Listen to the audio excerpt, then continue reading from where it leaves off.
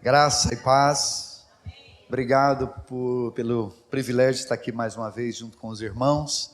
Para nós é um motivo de alegria poder falar novamente a essa igreja.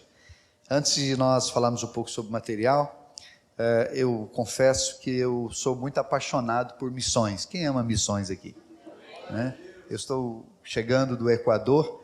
Nós temos obra missionária na Índia, no continente africano, em alguns lugares da Ásia, e agora nós estamos começando um trabalho aqui na América Central e na América do Sul.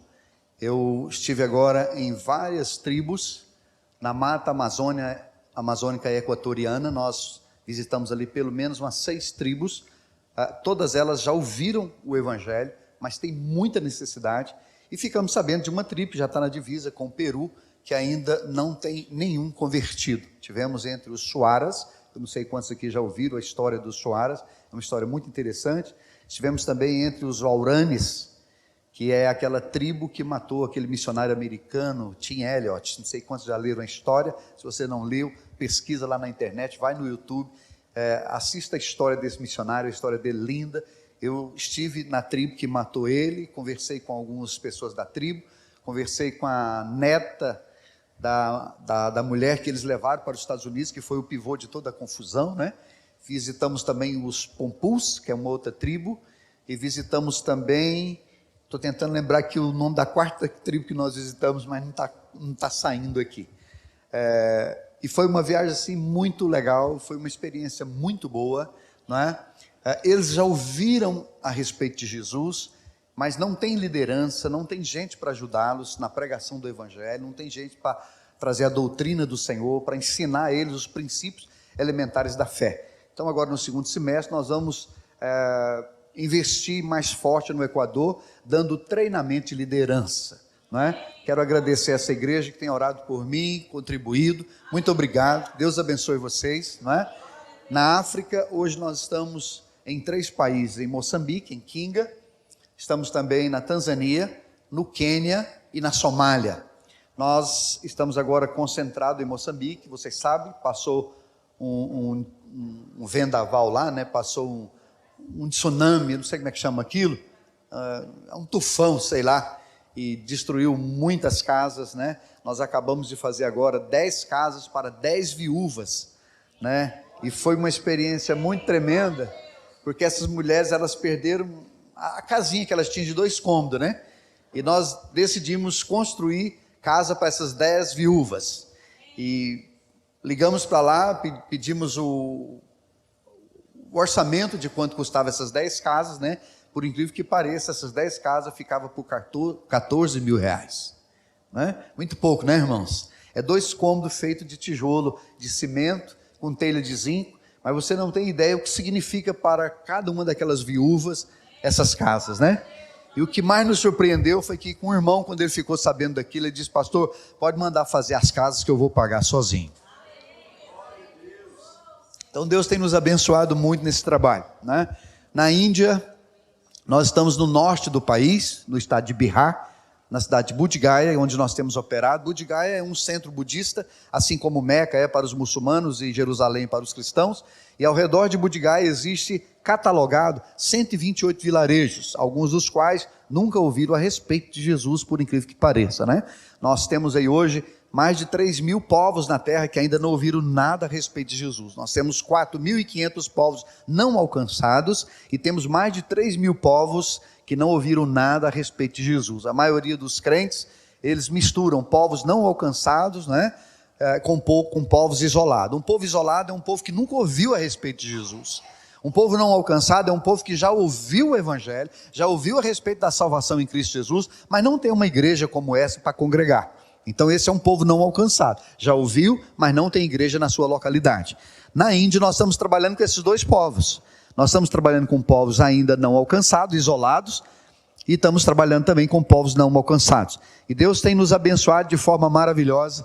Mês passado eu tive o privilégio de enviar uma família para a Índia, pastor Stanley, pastora Márcia e os seus 2 filhos, o Lucas e o Daniel, né? Eles foram morar em Bodh Gaya para cuidar do trabalho lá. Lá nós temos um orfanato, nós temos uma escola com 250 alunos, é a única escola cristã do estado de Bihar, é a única, é a nossa, né? Deus tem nos dado muita graça para alcançar alguns vilarejos. Nós estamos batizando muitas pessoas nos vilarejos. Deus está fazendo algo assim maravilhoso. Você não tem ideia do que é pregar num lugar como a Índia. A Índia é onde tem mais perseguição aos cristãos hoje. Muitas pessoas não sabem disso, né? Olha para outros lugares do Oriente. Mas existe muita perseguição aos cristãos na Índia, justamente porque o evangelho vem crescendo de forma assustadora. Bihar é o estado menos evangelizado da Índia e é o estado que tem mais perseguição aos cristãos. Porque é também os dois estados onde tem mais budistas e hinduístas. E tanto o budista como os hinduístas, eles perseguem os cristãos. E o governo, ele faz vista grossa. Porque os hindus, eles cooperam muito com o governo. Eles ajudam nas escolas, eles ajudam nas obras sociais e o governo leva a fama. Então, quando eles perseguem os cristãos, né, tivemos agora há pouco tempo um pastor amigo nosso que foi morto pelos hindus. Eles mataram aquele pastor, deram um tiro na cabeça dele, né, e nós tentamos fazer alguma coisa, mas é impressionante.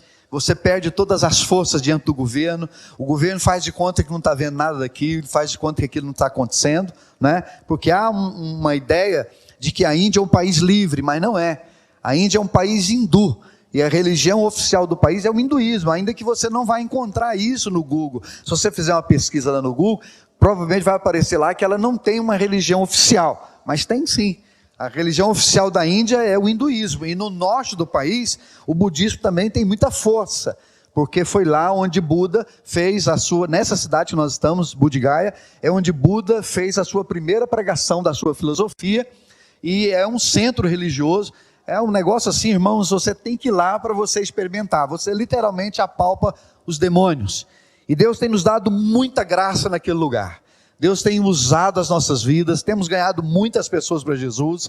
Esse final de ano eu vou lá, a gente vai fazer um treinamento com liderança lá, vamos fazer um rally, quem quiser ir comigo para a Índia, viu? É 30 dias sem ver carne, é 30 dias sem comer carne vermelha, mas se você tiver a fim de ir comigo, se você tem uma estrutura para estar ali, para nos ajudar na pregação do Evangelho, no treinamento de obreiro, o convite está feito em nome de Jesus, amém?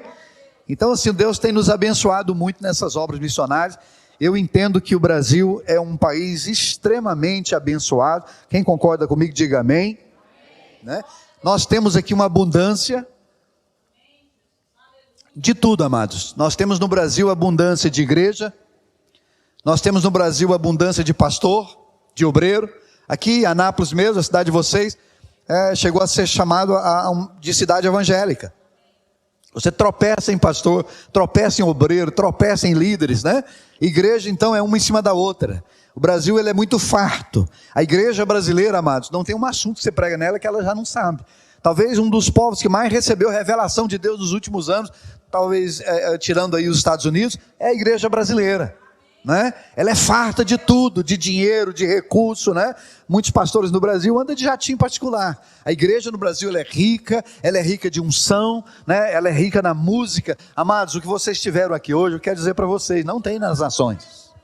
Eu preguei agora em Quito, no Equador, eu preguei no conselho de pastores, que tem um só conselho de pastores. A cidade tem mais de 2 milhões e meio de habitantes, mas um só conselho de ministros, e eu tive o privilégio de pregar nesse conselho de ministros. Preguei para 70 líderes, foi a primeira reunião deles pós Covid, e assim, quando me falaram do evento, o evento ia ser num teatro, né? Você se prepara para aquele evento, apesar que no dia eu tinha esquecido meu sapato, eu fui de botina, irmãos, eu gosto de andar de botina, eu fui de botina lá no evento. Quando eu cheguei lá, você espera assim, toda essa estrutura que você tem em qualquer igreja aqui no Brasil, de música, de abundância, de adoração, de música, né? Não tem, amados, não tem. Então a igreja brasileira, ela é muito rica em tudo, porém, infelizmente, grande parte dela, talvez aí 70%, mais de 80% dela, não está olhando para as nações. Pouquíssimas igrejas no Brasil fazem oferta missionária, você sabia disso? Muito poucas igrejas. E as que fazem, colocam menos de 1% das suas receitas em povos não alcançados. Isso aqui é uma vergonha para nós, amados. Uma igreja tão rica, tão próspera como a nossa. A igreja brasileira coloca menos de 1% em povos não alcançados. A igreja americana, ela está numa apostasia tão forte, irmãos, tão intensa, que a igreja americana, ela gasta mais com pet do que com missões. Gasta mais com pet shopping do que com a obra de Deus. Colocam mais dinheiro em cão e gato do que em povos não alcançados. Isso dói-me. Eu sinto muita dor com essas coisas. Porque não está na Bíblia essa história de que uma alma vale mais do que o mundo inteiro, mas uma alma tem o seu preço. Almas valem mais do que coisas. Mas a igreja não tem esse entendimento ainda. A igreja americana muito mais do que a igreja brasileira. Eu digo sempre, nós somos um povo farto. Nós estamos pisando em favo de mel. Não nos falta nada. Quantos perceberam a unção de Deus desse louvor que dá glória a Deus? Que coisa gostosa. Irmãos, por mim a gente cantava a noite inteira. Por mim a gente adorava a noite inteira. Não é? É uma igreja relativamente pequena ainda, mas olha que estrutura. Nós somos fato, aqui tem pessoas capacitadas. Aqui tem pessoas muito mais capacitadas do que eu. Eu sei que tem, né? Mas nós precisamos de um batismo, irmãos. Eu estou orando por esse batismo pela igreja brasileira. Ela recebeu o batismo da responsabilidade das nações. O batismo de amor aos perdidos de outras nações. Eu recebo notícia do mundo inteiro, amados. Eu converso com pessoas de vários lugares do mundo. E às vezes eu fico vendo o sofrimento dos missionários. Às vezes eu fico vendo povos que não têm o que nós temos aqui no Brasil. E aí, esses dias eu estava numa igreja, uma mulher muito rica me procurou. E eu achei interessante, porque eu fiquei sabendo que ela era muito rica, que ela me procurou, eu pensei, vai ofertar em missões, né? Porque é assim que a gente pensa, né? Mas não, ela me procurou para questionar. Sabe qual foi o questionamento dela, amados? Ela disse, olha, por que se preocupar com a Índia? Por que se preocupar com esse povo lá longe, se tem tanta coisa para fazer aqui ao nosso redor? Sabe o que eu fiz com ela? Eu perguntei, falei, querida, quantos anos você tem de fé? Tem muitos anos de fé, ela respondeu. Eu falei, por acaso você já leu a Bíblia? Porque se você já leu a Bíblia, você vai entender que Deus nos enviou, que essa é a principal missão da igreja.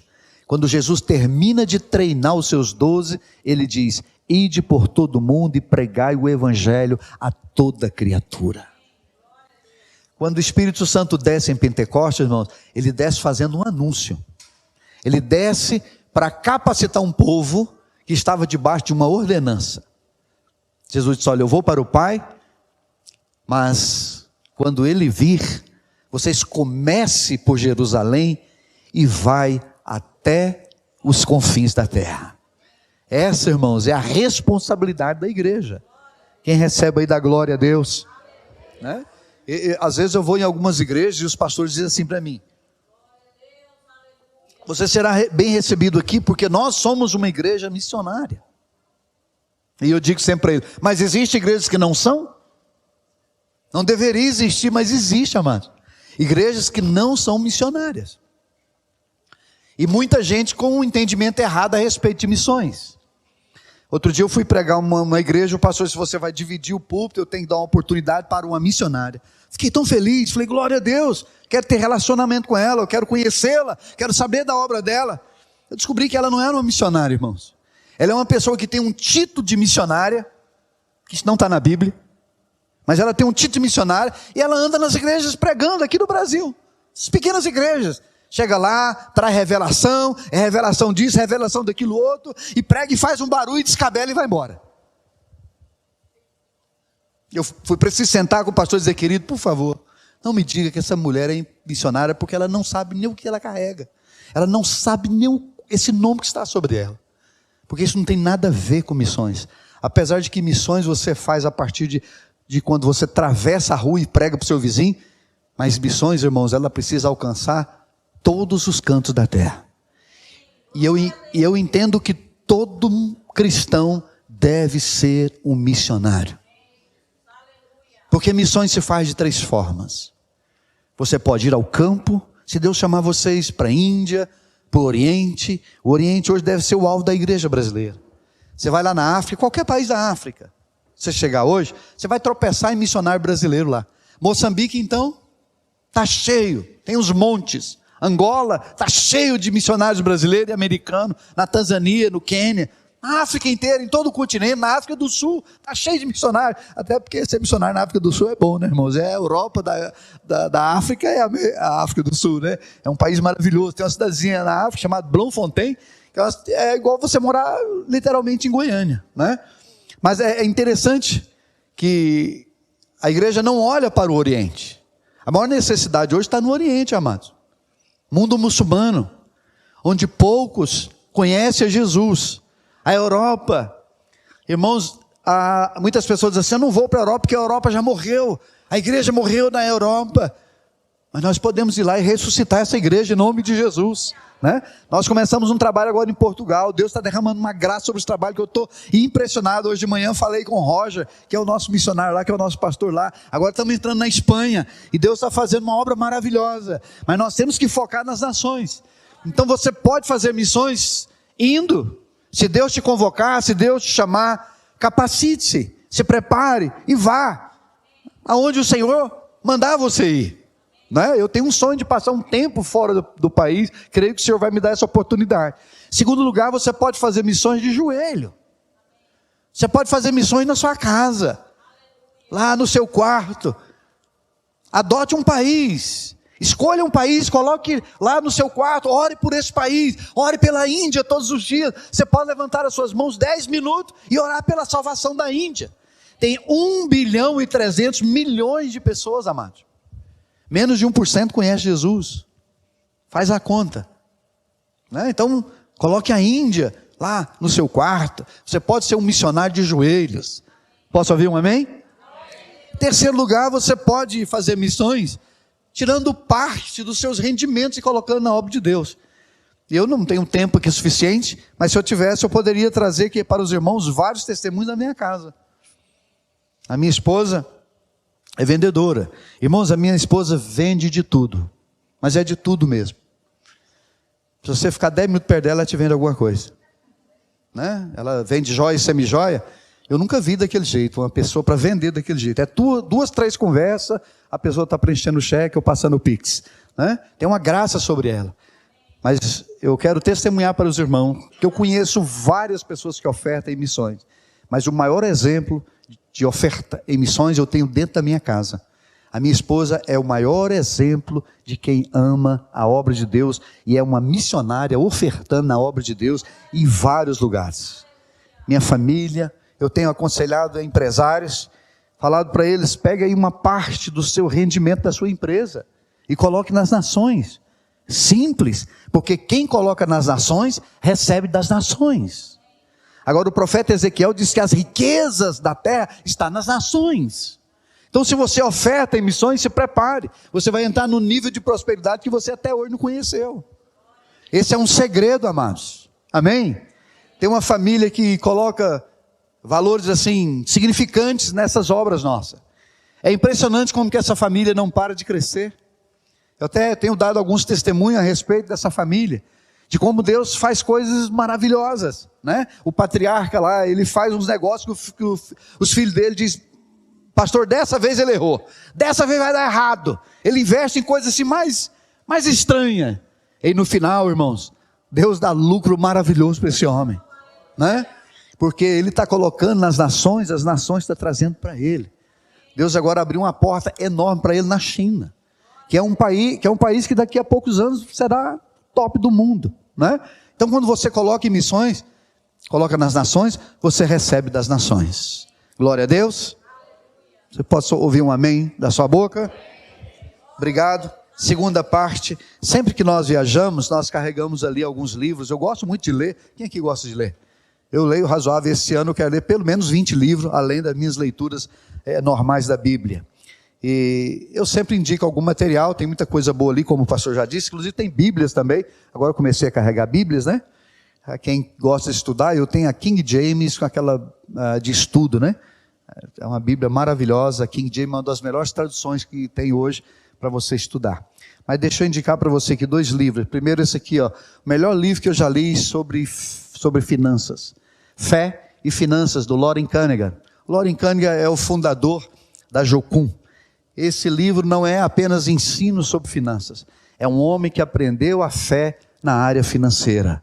E aqui tem testemunho, aqui tem ensino que vai acrescentar muito na sua vida, se você puder comprar. E se eu não me engano, eu tenho 3 unidades ali. Outro que eu quero indicar para vocês é do Bob Mumford, A Patrola de Deus. Eu indico muito esse livro, né? E essa patrola de Deus chama-se o Espírito Santo. Amém? E o que Bob vai ensinar aqui nesse livro é o seguinte: toda a construção que tem na sua vida, que não foi Deus quem fez, vai chegar uma hora que Deus vai derrubar tudo, Deus vai limpar o lote para começar tudo novo. Essa é a patrola de Deus, que destrói tudo aquilo que não é do Senhor e faz tudo novo. Amém, queridos? Glória a Deus. Então agora faz a melhor cara de crente que você tem, vira para o seu irmão e fala: no final vou te dar um livro de presente.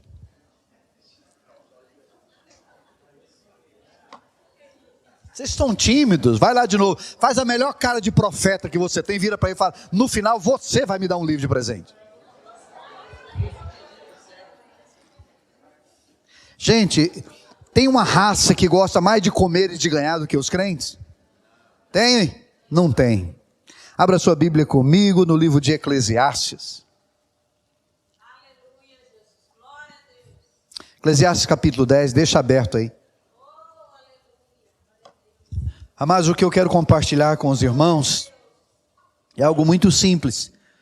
Eu quero falar sobre o nosso desafio como igreja nos dias atuais. Diga comigo: nosso desafio como igreja nos dias atuais. Nós vivemos num país complexo, amados. O Brasil é um país extremamente religioso, um país extremamente evangelizado, e também um país onde a perseguição vai chegar, é questão de tempo. Eu tenho dito isso aos pastores, eu tenho dito isso à igreja do Senhor, que se preparem, porque a perseguição vai chegar no Brasil. Nós vamos ter dificuldades em servir a Deus daqui a uns anos.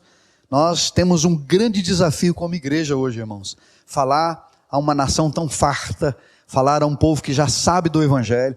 Eu acho que dificilmente você vai encontrar uma pessoa no Brasil que não saiba a respeito de Jesus. Se ele não conhece o Jesus vivo, pelo menos ele conhece o Jesus histórico, o Jesus da cruz, não é? Mas todos sabem a respeito de Jesus. Não tem ninguém nessa nação que não conhece o Evangelho.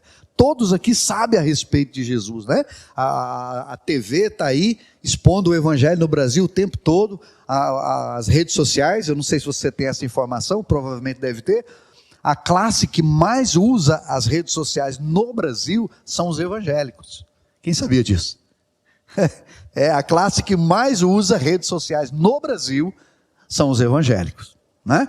E é verdade, você entra nas redes sociais, você se cansa de pastor pregando, gente mandando banner, gente profetizando. Agora tem uma história de que Deus está te mandando, Deus está falando isso para você, Deus está falando aquilo outro. Eu tenho nojo dessas coisas, né?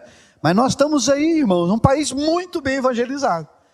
Mas o nosso desafio não é com esse país evangelizado. O nosso desafio hoje é com uma geração de cristãos descrentes. Uma geração de cristãos que estão na apostasia. Uma geração de cristãos que desistiram da sua fé. No Brasil, para cada pessoa que você tem dentro de uma igreja, você tem uma fora. O Brasil é um país de grande confusão de doutrina. Talvez é um dos países que tem mais denominação seja o Brasil. E há muita confusão dentro do Evangelho. E as pessoas confundem o Evangelho com religião. Quem já percebeu isso? Né? O Evangelho, nós vamos ler daqui a pouco, ele não é uma religião. O Evangelho é o poder de Deus. Amém? E Paulo diz assim, para a salvação. Então ele tem um propósito, não é? Mas nós vivemos um tempo, amados, difícil. Eu sou pastor de alguns pastores. E eles estão tendo enormes dificuldades de lidar com os jovens, por exemplo. Com as novas demandas, com a cabeça do jovem. Mais formado pelas redes sociais, pelos influenciadores digitais, do que pelos cristãos, do que pelos testemunhos dos pais. Gente que foi criada na igreja e que hoje não quer nem saber de Jesus. Gente que foi criada num lar evangélico que hoje não quer nem saber de igreja. Que você conversa com ele, ele é alheio a tudo. O nosso desafio é muito grande. Nós temos no Brasil um evangelho escandalizado. Uma igreja fria, uma igreja apóstata e um monte de cristão totalmente envolvidos com esse mundo, a tal ponto que não tem mais uma vida de oração, que não estudam mais a palavra, que não buscam mais o Senhor, que não tem dentro deles o desejo de conhecer a Deus. Agora, amados, a gente vai percebendo como que o inimigo trabalha. Jesus afirmou que a vida eterna é esta, que conheçam a ti, o único Deus verdadeiro, e a Jesus, quem tu enviastes. Essa é a vida eterna.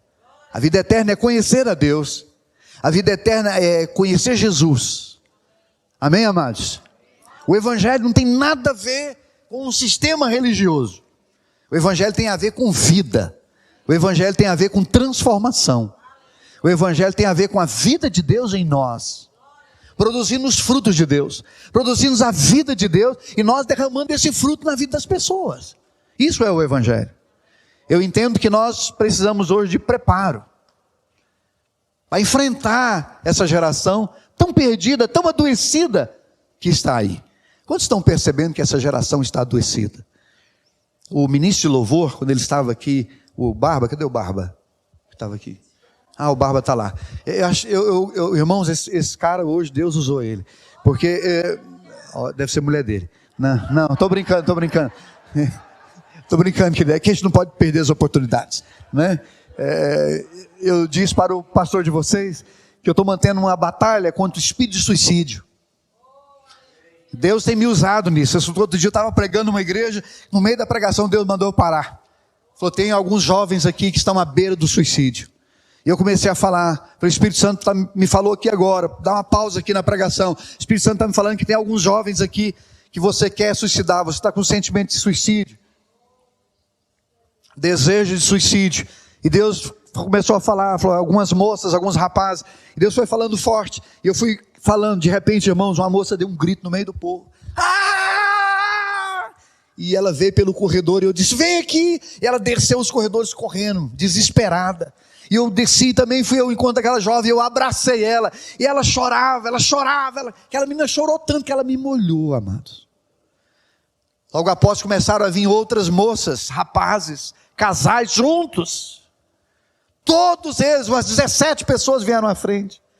Todos eles estavam debaixo da opressão de demônios. Aquela moça confessou para mim, disse, hoje mesmo, quando eu vinha para cá, por várias vezes uma voz disse para mim, se jogue debaixo desse carro.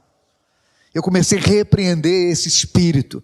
E hoje, na hora do louvor, quando ele começou a fazer o mesmo aqui, eu dei glória a Deus. Falei, Deus confirmando, esse é um espírito que nós precisamos nos levantar contra ele nesses dias. Amados, na década de 80, década de 90, a igreja aprendeu muito sobre guerra espiritual. Mas com o passar do tempo, ela abandonou esse ensino. Claro que parte desse ensino houve muito exagero, mas a igreja, ela é a única capaz de parar as trevas. Nós não temos consciência do poder da nossa oração. Nós não temos consciência do que Jesus fez conosco. Ele disse assim, olha, ele pegou um chamex, assinou e entregou para você. Ele disse assim, tudo quanto pedis em meu nome, isso eu farei. Em outro lugar ele diz, eis que vos dou a vocês toda a autoridade. Mas nós, muitas vezes, somos lentos nessas coisas. Não oramos pelo nosso vizinho, não oramos pela nossa família, não oramos por aquelas pessoas que nós sabemos do estado delas. Irmãos, as pessoas estão desesperadas. A igreja precisa se preparar para esses últimos dias. Nós precisamos dar uma resposta a essa sociedade.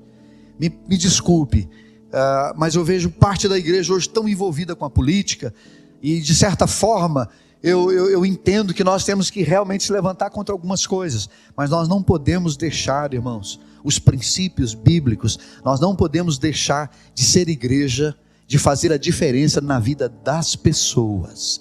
Deus colocou você aqui para que você pudesse influenciar pessoas. Você precisa se preparar para pregar para pessoas. Você precisa se preparar para abençoar pessoas. Deus não está nem aí para coisas. Deus está amando e ama pessoas. E eu e você, nós não podemos cair nessa mídia, nós não podemos cair nessas doutrinas de onde as pessoas focam em coisas, focam em si mesmas. Você já viu como que essa geração, ela adora a si mesmo? Já viu como que essa geração, ela está à procura de uma beleza física, ela está à procura de se aparecer, de se dar bem, né? Esses dias eu conversei com uma moça que ela estava em depressão. Sabe por que ela estava em depressão? Porque ela tinha um bom Instagram. Ela diz: todo mundo elogia o meu Instagram, mas as pessoas não me seguem. Mas eu não tenho seguidores, mas todo mundo elogia o meu Instagram. Ela estava depressiva, porque ela não tinha pessoas, porque hoje há uma busca pela adoração de si. O mundo é assim, mas nós estamos aqui para um outro propósito. Nós estamos aqui para nos esvaziar dia a dia e nos encher de Deus e manifestar a glória de Deus a essa sociedade doente.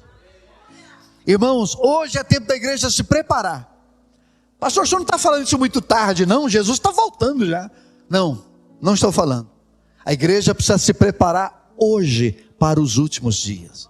Esse texto que eu vou ler com você agora em Eclesiastes, parece que não tem nada a ver com o nosso assunto hoje, mas depois você vai entender que tem sim. Eclesiastes capítulo 10, não sei se você abriu, se você quiser abrir.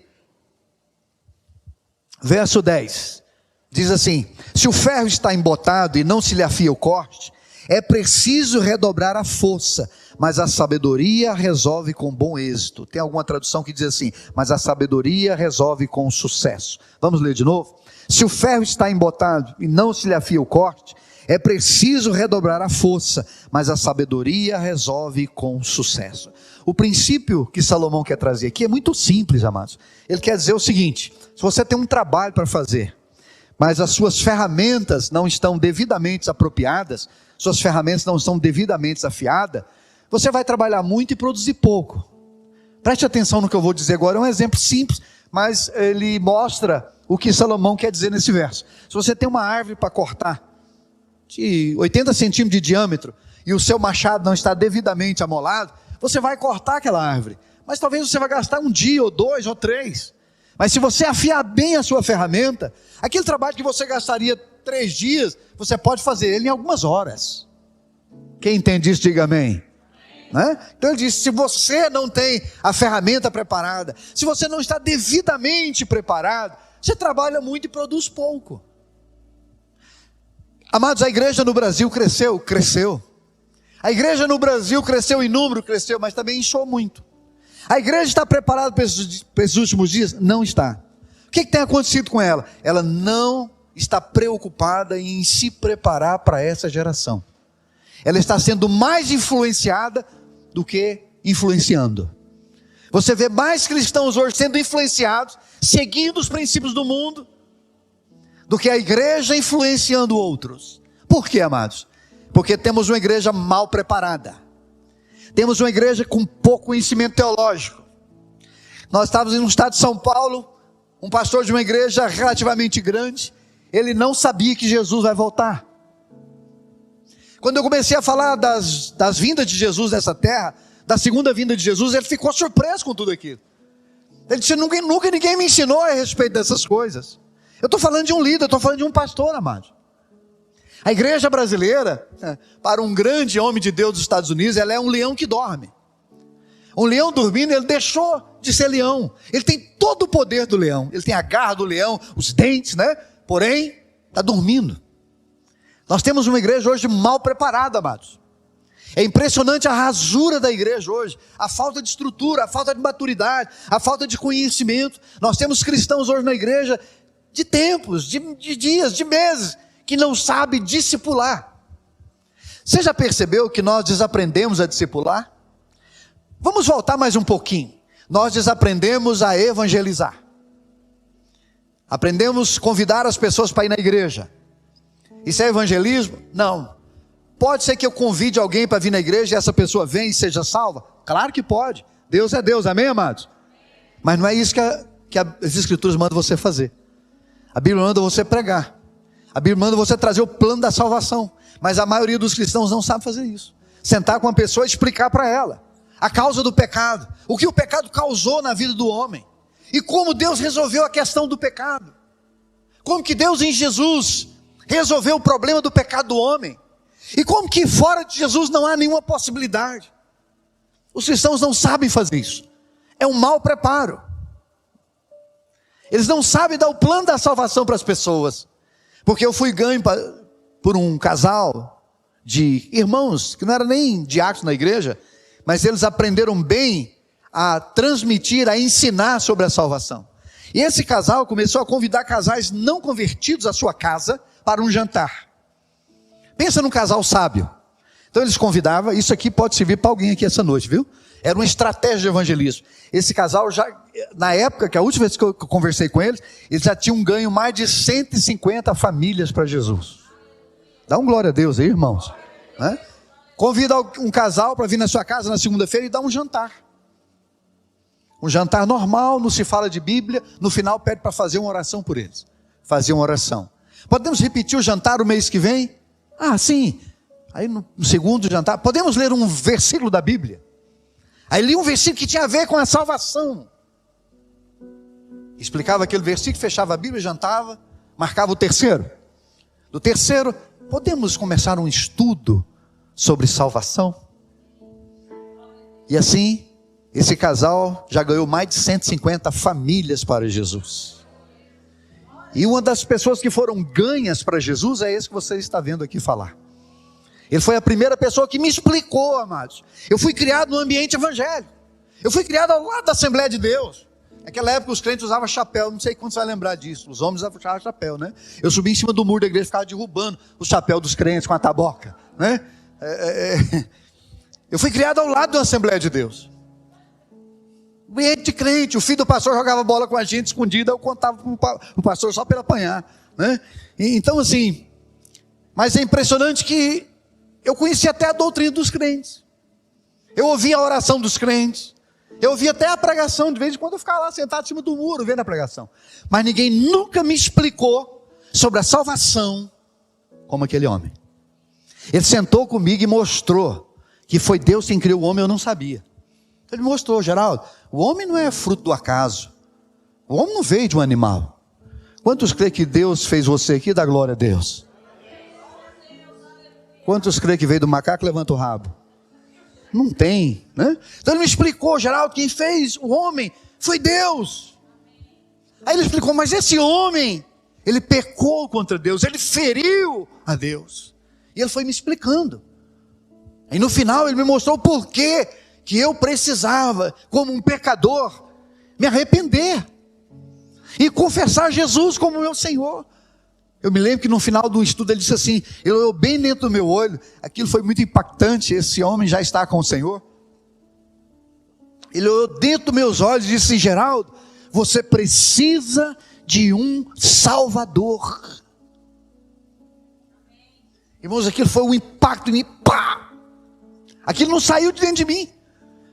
Eu dormia e ficava assim, você precisa de um Salvador, você precisa de um Salvador. Se alguém não te salvar, você vai para o inferno. Quem é o Salvador? Jesus Cristo de Nazaré. Mas aprendemos também a discipular, amados. Porque nós fomos criados numa cultura onde se espera tudo do pastor. Sim ou não, amados? Vamos falar a verdade, vamos lavar roupa suja hoje, vamos? Se espera tudo do pastor. Que o pastor ore mais, que ele lê mais Bíblia, que ele prega mais, que ele visita, que ele vai orar com o doente, com o enfermo, que ele faça tudo. E se não fez, a culpa é do pastor. Criamos uma cultura onde o pastor é pago para isso. Eu converti numa igreja batista em 1988, eu aprendi muito bem isso. Eu ouvi pessoas falar em escola dominical, eu ouvi pessoas falar na assembleia, naquela época tinha uma assembleia, era a Assembleia dos Crentes Carnal. O dia que marcava essa assembleia, que é crente que tem 3 meses que eu não vinha na igreja, ela aparecia. Aparecia, dava palpite, ainda tinha lugar ainda. Passava 3 meses comendo arroz e feijão, pecando, fazendo um monte de bobagem no mundo. Mas no dia da assembleia ele chegava lá, opa, para dar palpite. Fui criado num ambiente assim. E eu ouvi, nós pagamos o pastor para isso. Ele é o empregado da igreja, ele é o remunerado. Então ele tem que fazer E aí a igreja, por um tempo, desaprendeu a fazer. E agora, nos últimos anos, desaprendeu de vez. Porque ela não está conseguindo cuidar nem de si própria. Quanto mais cuidar do outro. Mas a Bíblia é clara, amados, que Deus nos salvou para que através de nós outros sejam salvos. Amém? Precisamos nos preparar. Amados, aqui tem muito potencial. Essa igreja é uma igreja que ela pode triplicar em questão de meses. Nós precisamos aprender, reaprender, irmãos, a evangelizar. Você quer uma ferramenta de evangelismo extraordinária? Ninguém, amados. O que eu disse? O que eu disse? Ninguém rejeita uma oração. Escute isso aqui. Alguns dias atrás eu estava com a minha esposa, nesses lanches de rua, numa praça, na Praça do Avião em Goiânia, que todos conhecem. Estava lá com a minha esposa, comendo um sanduíche depois do culto. Crente ama um sanduíche depois do culto. Aí, irmãos, chega um homem com uma caixa de isopor, com os bombons dentro, e anuncia. Há algumas mesas eu escutei, ele veio até a minha mesa. Eu estou vendendo bombom, porque a minha esposa está com câncer. E ela precisa fazer uma cirurgia, e eu estou vendendo bombom, eu trabalho de dia até 6 horas da tarde, depois eu vou vender bombom até 11 da noite, que eu estou juntando dinheiro para a cirurgia da minha esposa. Aí eu levantei, chamei aquele homem, coloquei ele do meu lado, abracei ele. Falei, pessoal, todos aqui ouviram o que o homem disse. Eu vou comprar o bombom, mas eu vou fazer mais do que o bombom. Nós vamos orar agora pela esposa dele. Irmãos, como é bom quando você faz isso. O dono chama Pit Dog aqui em Goiás, né? O dono do Pit Dog foi lá e abaixou o som. O sertanejo estava comendo na alta. Ele foi lá e abaixou o som.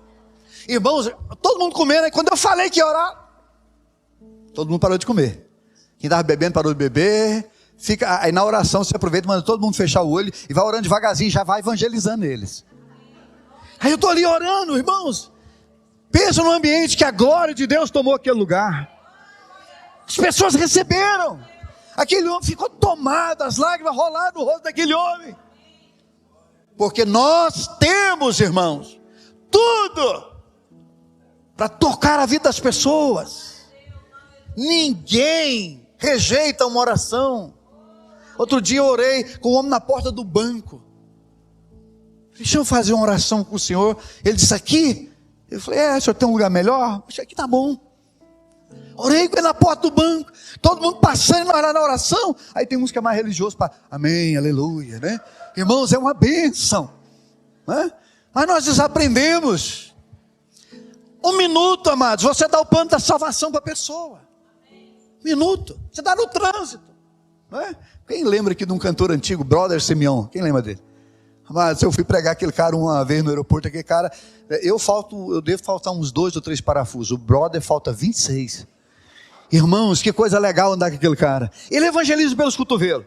Aí está aqui no carro, o ar-condicionado está ligando. Aí chega alguém, estaciona do lado, ele baixa o vidro e ele começa a gritar: ei, sabia que Jesus te ama? Ele tem um plano na sua vida. Cara, ele não morreu naquela cruz para ficar famoso, não. Ele morreu naquela cruz por causa de você e por causa de mim. E começa a gritar, irmãos. Aí ele diz assim no final: não vá para a cova sem Jesus. Você imaginou o negócio? O cara, pá. Meu Deus, se eu for para a cova sem Jesus, o que acontece? Então assim, mas nós desaprendemos. Converteu alguém aqui, amados, nós deveríamos disputar essa pessoa para discipular. Converteu alguém aqui, corre lá, queridos, eu vou te discipular. O novo convertido fala: o que é isso? É de comer ou de passar no cabelo? Você vai saber. Começa, pega ele, fala assim: esse aqui converteu e o diabo não vai roubar, porque eu vou colar nele, eu vou discipular ele, eu vou ensinar os princípios elementares da fé para ele. Amém, amados? Você já pensou se Paulo não tivesse cuidado de Timóteo? Mas nós desaprendemos essas coisas. Amém? Deixa eu ler outro texto com você. Abra sua Bíblia comigo em Romanos, no capítulo. Tem tanta coisa para falar aqui hoje, eu preciso correr, senão vou atrapalhar vocês chegar em casa antes da meia-noite. Romanos capítulo 1. Romanos capítulo 1, vamos ler 2 versos aqui. O verso 16 e o verso 17, que diz assim: Paulo dizendo: pois não me envergonho do Evangelho, porque é o poder de Deus para a salvação de todo aquele que crê, primeiro do judeu, também do grego. Verso 17, visto que a justiça de Deus se revela no evangelho, de fé em fé, como está escrito, o justo, o crente do século 21, viverá pela fé. Amém, amados? Quem se envergonha do evangelho? Você? Você tem vergonha do evangelho? Por que você não evangeliza? Por que você não discipula? Por que você não testemunha? Talvez porque você tem vergonha do evangelho. E por que alguns têm vergonha do evangelho? Porque não conheceu o evangelho. E aí é fácil a gente entender, porque muitas pessoas na igreja hoje, elas não frutificam. E elas não evangelizam, elas não discipulam, porque elas não conheceu o evangelho. Se você não conheceu o evangelho, você terá vergonha dele. Mas Paulo conheceu o evangelho. Então ele diz assim, eu não tenho vergonha do evangelho. E por que eu não me envergonho do evangelho? Porque ele é o poder de Deus. Posso ouvir glória a Deus? Ele disse, eu não tenho vergonha, porque eu conheci Jesus. Eu conheci o evangelho. O evangelho mudou a minha vida. Então eu sei o que é o evangelho. Eu tenho uma experiência com o poder de Deus. Eu sei do que Ele fez na minha vida. Mas antes de eu continuar aqui, deixa eu abrir um parênteses. A melhor pregação que você tem é você dizer para as pessoas aquilo que Deus fez na sua vida. Você faz isso com propriedade. Você faz isso com poder. Você faz isso com graça. Porque você experimentou. Paulo diz, eu não tenho vergonha do evangelho porque eu experimentei o evangelho. Se você não experimentar o poder de Deus, amado, você não transmite ele. Um dia eu orei com uma mulher no aeroporto de Guarulhos, no meio do aeroporto. Tive que orar com aquela mulher, tinha uma necessidade. E eu pá a mão na cabeça. Naquela época eu só orava com a mão na cabeça, hoje eu melhorei. Mas eu pá a mão na cabeça da mulher e comecei a orar, no meio do aeroporto, gente passando para lá e para cá, e tá lá eu com a mão na cabeça da mulher. Falei, se ficar endemoniado vai ficar a cena bonita, né? Rodando aqui no meio do aeroporto, né? Mas por que eu faço isso? Porque eu conheci o evangelho. Eu tenho um irmão extremamente religioso, estudou para padre, chegou até a realizar pequenas missas. E um dia ele ligou para mim e disse assim, eu não entendo porque você é tão religioso. Como você aguenta ser tão religioso? Falei, é aí que nós vamos começar a conversa. Eu não sou religioso, eu conheci o poder do evangelho. O evangelho me transformou, o evangelho mudou minha vida. Eu sou uma nova criatura, eu tenho uma nova natureza. Eu experimentei do poder de Deus. Amados, Deus não se conhece, Deus se experimenta. Se você não experimentar o evangelho, você passa a ter vergonha dele. Mas Paulo diz, eu não tenho vergonha, porque foi a única coisa que de fato mudou minha vida. É a única coisa que dá sentido para a minha vida, é o evangelho. Tanto que para mim morrer é lucro. Eu tenho um parâmetro para saber se uma pessoa realmente entendeu a salvação. Eu pergunto, você tem medo de morrer? Toda pessoa que tem medo de morrer, é uma grande probabilidade dela não ter conhecido o evangelho e o poder de Deus. Você olha para grandes homens e mulheres de Deus. Eu vou citar aqui a minha mãe, que fica mais fácil para mim. Minha mãe é uma mulher salva, uma mulher intensa, uma mulher que transmitiu o poder de Deus, transmitia a vida de Deus.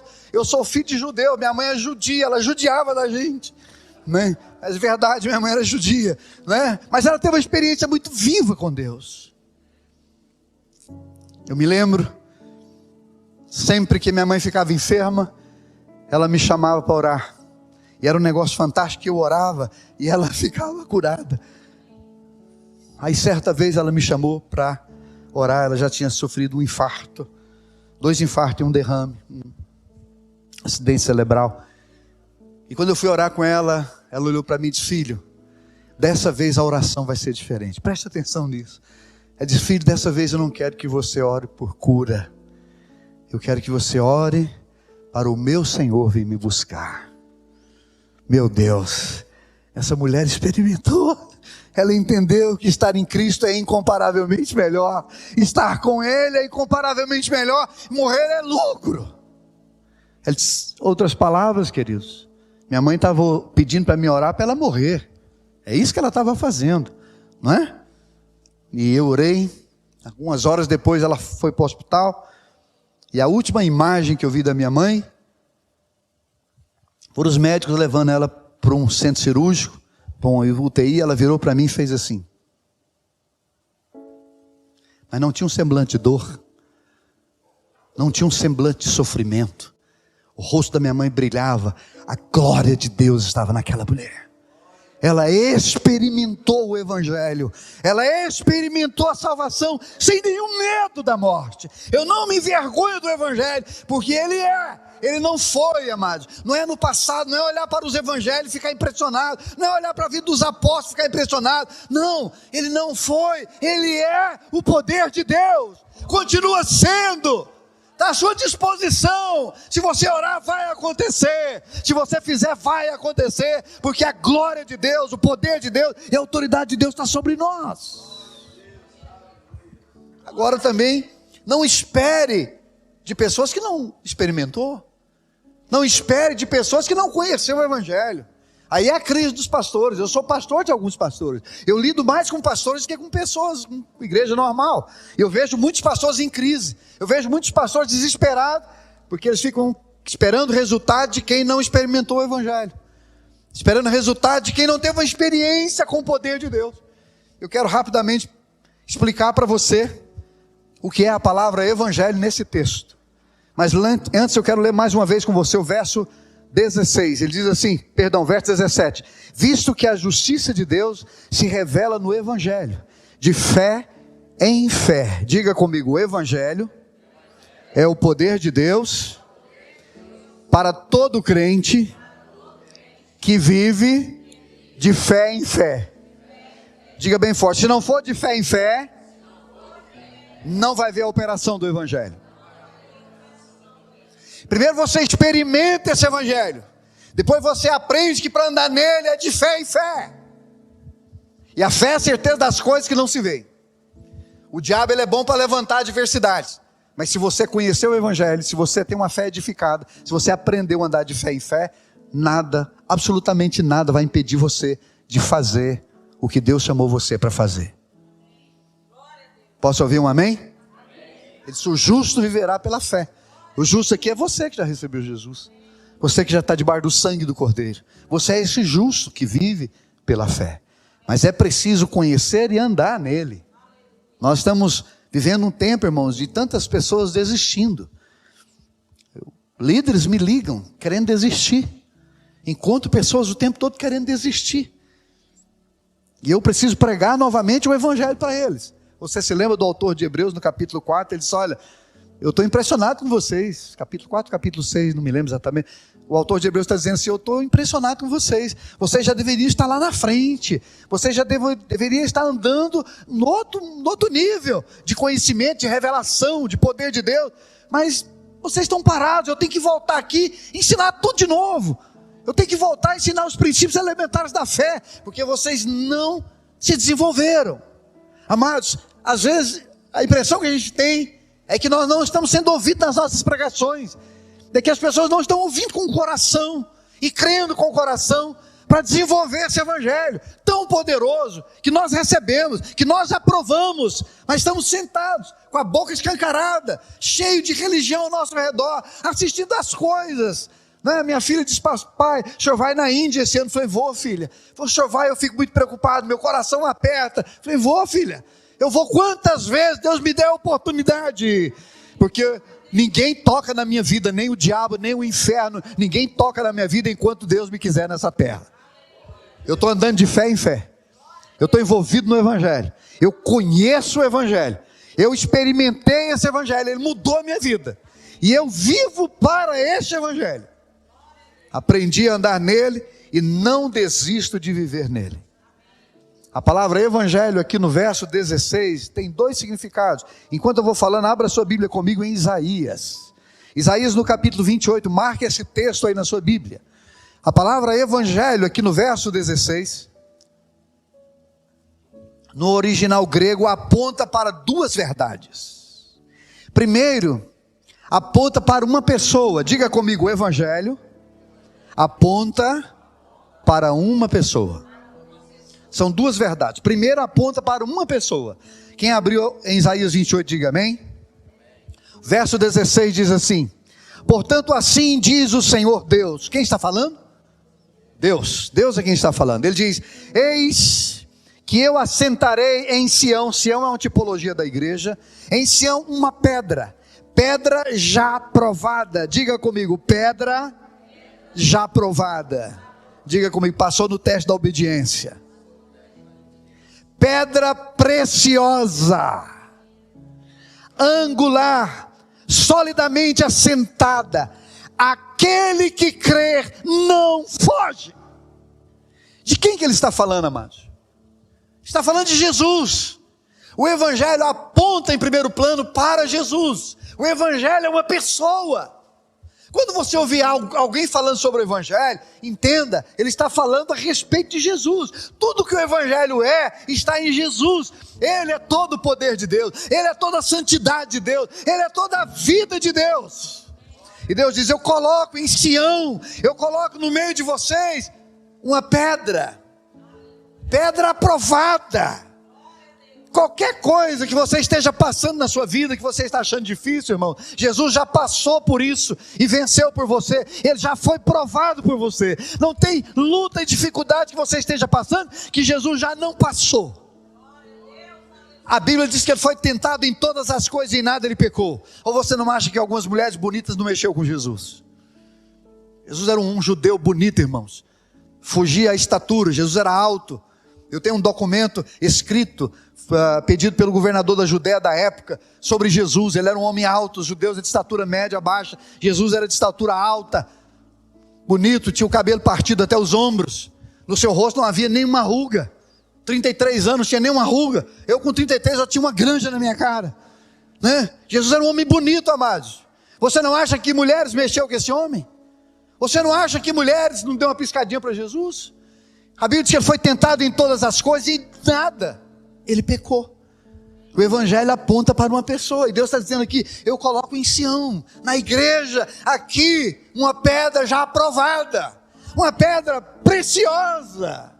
Eu assento essa pedra no meio de vocês. Jesus é a base de toda a igreja. Jesus é o fundamento da sua fé. Jesus é o fundamento da sua fé cristã. Jesus é o fundamento da igreja. Aí ele termina dizendo assim: e quem crê nessa pedra? E quem crê nessa pedra? Quem crê nesse Jesus? Não tem medo, não foge. Vamos evangelizar? Vamos para a rua. Você não foge. Vamos falar aos nossos vizinhos aqui? Vamos, eu não fujo. Vamos pregar ao homem mais difícil da cidade? Vamos, eu não fujo. Quando eu me converti, tinha uma pessoa na minha família, um tio meu, que invocava demônios, caminhões de demônios. Todas as pessoas da família tinham medo daquele homem, porque havia um poder espiritual maligno naquele homem. E ele era nordestino, ele andava com uma sandália de couro, e ele arrastava aquela sandália. Eu havia convertido, novo convertido, alguns poucos meses de convertido. Estava na casa da minha mãe, no fundo da casa dela. Esse homem chegou, e toda pessoa da família que se convertia, ele perseguia, e as pessoas tinham medo dele, por causa dos poderes malignos que existiam naquele homem. Como eu já disse, ele invocava caminhão de demônios. E no dia que ele entrou na casa da minha mãe, eu fui ao encontro dele. Ele veio de lá para cá.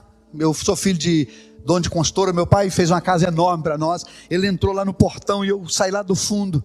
E eu fui na direção dele, arrastando aquela sandália de nordestino. E eu olhei bem dentro dos olhos dele, nós paramos no meio da casa. Ele ficou olhando para mim. Aquele homem endureceu, colocou a mão sobre o meu ombro, olhou para mim e disse assim: a sua vida mudou, você já não é mais o mesmo. Naquele dia eu acreditei que eu tinha convertido mesmo. Quem crê não foge. Você tem medo de quê quando você vai pregar o evangelho? Você teme a quem, se todo o poder está em vós? Maior é o que está em vós. A pedra que está sobre você já está aprovada, amados. A pedra que está sobre você é poderosa. A pedra a qual você está em cima, ela já foi provada, ela é poderosa, ela é preciosa, ela é capaz. Se você crê nele, você não foge, você é um deles. Você não nega a pregação do evangelho a ninguém. Você anda nisso, porque você o conheceu. Então o evangelho, ele aponta para uma pessoa em primeiro plano. Em segundo lugar, irmãos, o evangelho fala de poder. Deixa eu ler um texto com você. Abra a sua Bíblia, por favor, em Efésios, no capítulo 1. Efésios capítulo 1. Alguém creu. Aleluia. Obrigado por esse glória a Deus. Eu vou pregar mais 2 horas. Amém, amados? Primeiro, diga comigo, o evangelho aponta para uma pessoa. Diga, quem crê em Jesus não teme, não foge. Quando o pastor convoca você para sair na rua para evangelizar, você é dos que fogem ou você é dos que comparece? Você tem coragem de ir? Você tem coragem de enfrentar? Você tem medo de quê? Vergonha de quê, amados? Por que nós não pregamos? Por que nós não enfrentamos nossos vizinhos? Outro dia eu estava no quarto da minha casa, eu olhei para o meu vizinho, e Deus falou comigo, você precisa amar ele, você precisa manifestar o amor de Deus. Ele serve muito a nossa família, porque ele tem uma garagem grande, às vezes a gente tem mais de um carro, precisa colocar na garagem dele, no espaço dele. E esses dias Deus me encheu de amor por aquele homem. Eu fui na direção dele, eu acho que eu nunca recebi um abraço. Eu decidi abraçar aquele homem. A cena foi meio estranha, porque quem passava pensava, meu Deus, o que é isso? O que está acontecendo? Né? Mas eu abracei ele. Ele encheu os olhos d'água. Aí Jesus falou, olha, um abraço já dilatou o coração dele. Irmãos, esse homem está pronto para mim entrar na casa dele, pregar o evangelho e ver toda a família dele se render diante do Senhor. Quem pode dar glória a Deus? Segundo lugar, a palavra evangelho aponta para poder. Amém, amados? No original é dunamis, que quer dizer dinamite, poder. Efésios capítulo 1, verso 13 diz assim, em quem também vós, depois que ouviste a palavra da verdade, o evangelho da vossa salvação, tendo nele também crido, foste selado com o Espírito Santo da promessa. Verso 14, o qual é o penhor da nossa herança, até o resgate da sua propriedade, em louvor de sua glória. Vamos ler de novo 13, em quem também vós, depois que ouviste a palavra da verdade. Quem ouviu aqui a palavra da verdade, da glória a Deus? Agora diga bem forte comigo, o evangelho da vossa salvação. Quem foi salvo aqui, dá glória a Deus? Quem ouviu o evangelho aqui, dá glória a Deus? Este evangelho da vossa salvação, ele é poderoso para selar você. Porque diz aqui que você ouviu, é um processo.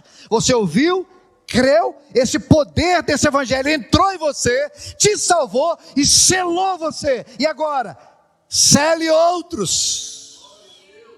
Vá até outros para selar outros. Você já tem a sua herança, verso 14. Você está garantido, amados. Não dá para entender um cristão que não sente a dor dos perdidos. Não dá para entender, irmãos, um cristão que vê as pessoas da sua própria família, me desculpe aqui, indo para o inferno a passos largos. Você não faz nada. Parece que não sofreu a experiência do evangelho. Parece que não conheceu. Porque se você conheceu, você não tem vergonha dele. Você teve uma experiência, você conheceu, você está selado. Você sabe que essa salvação está em você. Você está garantido. Se Jesus voltar hoje, você sobe. Se você virar o casco hoje, você vai amanhã estar no colo dele. Você já está garantido, selado. O evangelho aponta para uma pessoa e aponta para poder. Essas duas coisas estão em você. O Filho de Deus, o Espírito de Deus está em você. E o poder de Deus está em você para anunciar a salvação. Posso ouvir um glória a Deus? Para ensinar as pessoas a respeito da salvação. O problema, amados, é o que eu já disse no início. Nós desaprendemos coisas que nós não deveríamos ter desaprendido. A transmitir a vida do evangelho, a transmitir a vida de Jesus. Não transmitir um cheiro de religião, mas o bom perfume de Cristo. A palavra diz que eu e você, nós somos o perfume de Cristo. A palavra de Deus diz que nós temos a mente de Cristo. Eu não sei se você ainda não leu os livros do Brennan Manning, um padre convertido. Ele escreveu o Evangelho Maltrapilho. Alguém já leu o Evangelho Maltrapilho? Leia. Eu estou lendo um livro dele, A Ternura da Sabedoria. Ele mostra como nós nos enfiamos dentro da religião e nos esquecemos de amar as pessoas. E nos esquecemos de estender a mão, de fazer uma oração no meio da rua. De amar, de abraçar, de beijar, de aceitar, de ter paciência, de manifestar o Evangelho. Tem um livro dele que todo crente deveria ler, O Impostor que Vive em Mim. Esse livro você deveria ler ele, porque a religião, irmãos, ela nos adoece a tal nível, que ao invés de nós manifestarmos o evangelho, nós manifestamos doutrina de igreja. Nós manifestamos outras coisas que não tem a ver com o evangelho. Por muitos anos, eu ia falar do evangelho para as pessoas. Sabe como que eu falava? Eu falava dando promessas para ela. Porque depois de um tempo na igreja batista, eu fiquei um tempo numa igreja que renovou, mas renovou errado. Renovou influenciado por 2 pastores que haviam saído da igreja universal. Que transformou uma igreja batista numa igreja universal, que não era nem igreja universal e nem igreja batista. Era uma coisa horrível. De campanha em campanha, promessa em promessa, e encheu um templo de pessoas não salvas. Gente que só queria as coisas que Deus tinha, mas não conhecia o evangelho, não conhecia Jesus. Gente que você sentava com ele, você percebia que ele não tinha a vida de Deus nele. Ele não tinha a graça de Deus operando nele. Ele não tinha o poder de Deus nele.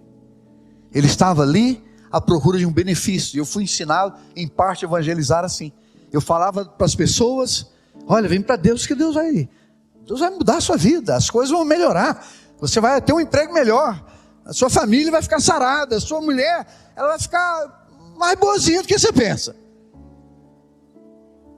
ela vai até falar menos, e você vai ter mais paciência, né? Mas aí eu fui e aprendi o evangelho. Eu aprendi a dizer para as pessoas: Deus criou o homem, e criou o homem para uma vida eterna. Deus não criou o homem para o inferno. Não tem nenhum registro na Bíblia que diz que Deus fez o inferno para o homem. Não tem. Deus criou o homem, e o homem é o seu propósito. E quando Deus o criou, Deus o criou de uma forma fantástica. A palavra de Deus diz que quando Deus nos fez, Ele fez a sua imagem, a sua semelhança. Tem gente que acha que Deus é uma energia, tem gente que acha que Deus é uma coisa, né? Não, Deus é uma pessoa, amados. Porque Ele disse que façamos o homem a nossa imagem de respeito ao que se vê. Então Deus tem uma imagem, e a imagem nossa é a imagem de Deus. A semelhança fala do caráter, a semelhança fala da vida. E Deus coloca o homem no jardim para ter comunhão com Ele, para estar com Ele eternamente. Mas Deus sempre testa a nossa obediência. A vida cristã, irmãos, ela é interessante, porque Deus sempre vai testar a nossa obediência. Assim como Ele testou a obediência de Adão e Eva. Aí eu mostro, o homem caiu, por isso ele perdeu o privilégio da presença de Deus, ele perdeu o privilégio de estar com o Senhor, e por isso ele feriu a santidade de Deus. Mas Deus resolveu um problema.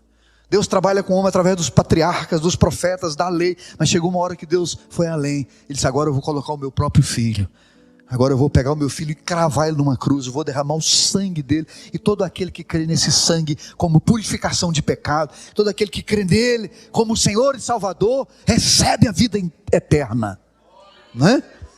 Quantos podem dar glória a Deus? Efésios capítulo 2, pula aí para Efésios capítulo 2, verso 8, diz assim: porque pela graça sois salvos. Olha aqui, nós vamos ensinar isso aqui para as pessoas. Porque pela graça sois salvos mediante a fé. Disso não vem de vós, é dom de Deus, não de obras, para que ninguém se glorie. Verso 10: pois somos feitura dele, criados em Cristo Jesus para boas obras, as quais Deus de antemão preparou para que andássemos nelas. Glória a Deus. Pela graça você é recebido, pela fé você é justificado. E se você é salvo, você tem obras. Nós fomos salvos para as obras, amados. Quantos podem dar glória a Deus? As obras não nos salvam, mas todo salvo tem obra. Quem entende isso, dá glória a Deus. É pela graça que Deus nos recebe. Deus recebe a todos pela graça, né? Agora no Equador eu estava pregando para 70 líderes, explicando para eles que nós vamos correr rápido com Mateus 24:14, porque o tempo da graça, a dispensação da graça está terminando.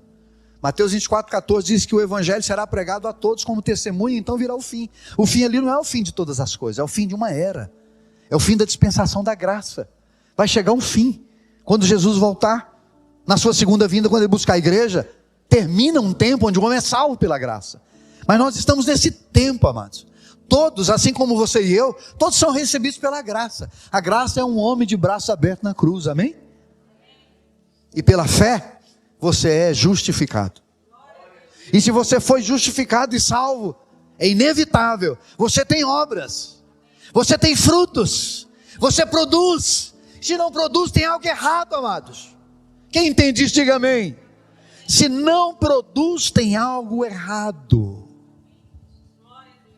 Se você não está desenvolvendo o evangelho em prol das pessoas, se você não está manifestando a glória de Deus para que outros sejam salvos, tem algo errado. É o que eu digo, nós ficamos mal treinados. Ficamos bem treinados em estar nesse ambiente aqui, ó. Nós somos bons aqui dentro, com esse negócio na mão, ó. A gente fica macho, aqui a gente canta bonito, aqui a gente vai, mas quando sai lá fora, bater na porta do meu vizinho que está morrendo à míngua, ir nos hospitais, orar com os doentes. Irmãos, eu tive uma experiência um tempo desse para trás, que coisa maravilhosa. Estava no meu sofá, domingo à tarde, deitado, com o controle remoto na mão. Você já viu isso em algum lugar por aí? Estava assim, confortável, o Espírito Santo veio a mim e disse assim: saia daí, pegue a sua Bíblia e vai para o hospital. Vai para o Araújo Jorge. Eu peguei a Bíblia, inocente de tudo, não sabia que não podia entrar lá. Cheguei lá no Araújo Jorge, a Bíblia na mão, tem um guarda lá, você não entra lá, amados, né? Em algumas ocasiões, você entra se você for parente da vítima. Eu falei com a moça, falei: Deus mandou vir aqui, eu quero orar com algumas pessoas que estão doentes. A moça disse: olha, senhor, eu gostei muito da atitude do senhor, mas infelizmente o senhor não pode entrar.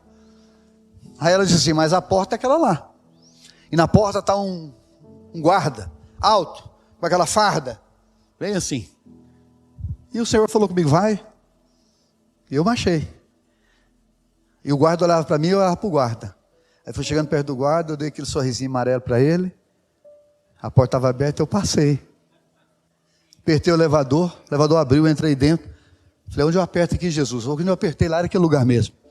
Quando o elevador abre, irmãos, tem uma mulher sentada, com todos aqueles, não sei como é que chama aquilo, aqueles fios, aquelas coisas, né, com a bolsa do lado. A mulher, ela era literalmente cor e osso. Do lado daquela mulher, um discípulo de Satanás, eu sei que está sendo transmitido, mas um discípulo do diabo, com o evangelho de Allan Kardec. O Espírito Santo falou comigo: ora com ela. Eu comecei a falar do poder de Deus para aquela mulher. Coloquei a mão sobre aquela mulher e comecei a orar com ela. Irmãos, o negócio foi tão grande que o cara fechou o evangelho do Allan Kardec. Falou: o senhor pode orar por mim também? Eu falei: toda hora, aguenta que sua vez vai chegar, né? E eu comecei a orar. Quando eu comecei a orar por aquela mulher, irmãos, veio uma glória de Deus. Aquela mulher começou a arrancar as coisas do corpo dela. Ela começou a tirar, começou a chorar e gritar: o Senhor me curou, eu estou sentindo Deus na minha vida, e gritando dentro do hospital. Até o cara do Allan Kardec pediu oração. Orei até pelo cara também. Aí eu voltei para casa. Foi só isso. Mas eu voltei para casa. Sabe, irmãos, foi uma experiência que eu tive com o poder de Deus. Aí o Espírito Santo, e eu na volta para casa, o Espírito Santo ministrando a mim: Geraldo, um cristão, a vida de um cristão só faz sentido se ele tiver essas experiências. Mas agora, quantos de nós podemos ter essa experiência toda semana? Quantos de nós podemos fazer isso todo dia? Eu já vou logo liberar uma palavra aqui, viu? Amanhã Deus vai colocar pessoas na sua frente para você lembrar dessa pregação e orar por eles e ministrar o evangelho por eles. Amanhã, na escola, na faculdade, não sei onde você estiver, nós temos oportunidade. Amados, as pessoas hoje estão abrindo o coração muito fácil, está percebendo? Né? Dessa pandemia então, meu amigo, todo mundo morrer de medo de morrer. As pessoas se expõem. E aí você fica lá: é verdade, esse negócio aí é feio, está matando mesmo. Ou você aproveita esse momento e entra. Portas que Deus abriu, amados. Então dá um glória a Deus, pelo amor de Deus aí. Amém, amados? Nem sei onde eu estava mais, mas eu estou aqui. Diga comigo: uma pessoa salva, ela tem obras. Diga: uma pessoa salva, ela faz a diferença na vida das pessoas. Você é recebido pela graça, você é justificado pela fé, e se você provou do evangelho, você não fica de braço cruzado. Deus usa você. Precisamos urgentemente sair dessa ideia de cleros e leigos. Precisamos urgentemente perder essa ideia de quem está aqui é melhor do que quem está aí. Isso precisa desaparecer de nós. O mesmo Espírito que está em mim está em você. E é o mesmo Espírito que esteve no apóstolo Paulo e nos apóstolos. Quantos podem dar glória a Deus? Precisamos transformar a nossa vida em ação, amados. Deixa eu falar rapidamente com você sobre três situações que nós encontramos no capítulo 2, 3 e no capítulo 4 do Evangelho de João, que nós vamos encontrar diariamente no nosso dia a dia. Vai comigo para o Evangelho de João. Evangelho de João, capítulo 2. Já bebi a água todinha. Quem me socorre aqui? Minha língua está igual a língua de papagaio. Gente, eu posso ir mais 20 minutos? Mais 20 não vai dar não, vou precisar de mais. Mas vamos, se não der a gente só cita, mas vamos lá.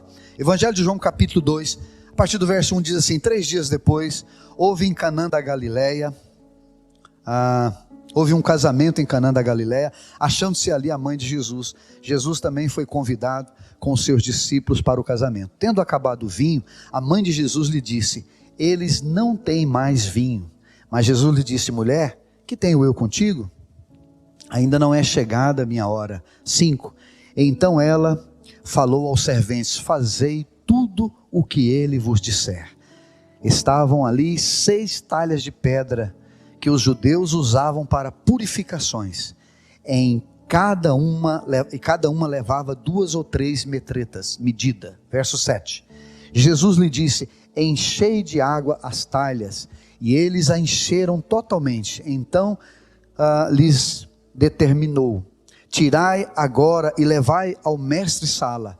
E eles o fizeram. Tendo o mestre-sala provado a água transformada em vinho, não sabendo de onde viera, se bem que o sabiam os serventes que haviam tirado a água, chamou o noivo e lhe disse: todos costumam pôr primeiro o bom vinho, quando já beberam muito, estão muito bêbados, chamando Jesus de Genésio, fartamente, servem o inferior. Tu, porém, guardastes o bom vinho até agora. Com este deu Jesus princípio aos seus sinais em Canaã da Galileia, manifestou a sua glória, preste atenção nisso, manifestou a sua glória e os seus discípulos creram nele. Pare aqui um instante, amém? A situação que nós temos aqui é um casamento em falência. Nós temos um casamento aqui em dificuldade, não é? Amados, olhem para mim.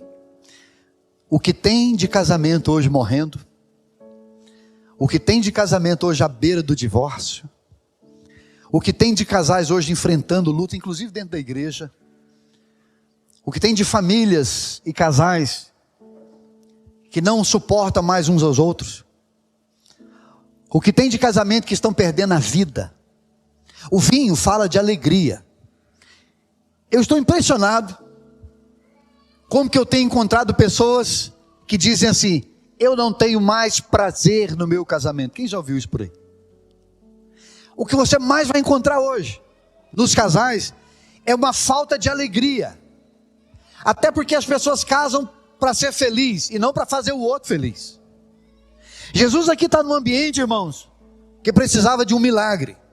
Quantos aqui creem em milagres da glória a Deus? Eu tenho orado por muitos casais.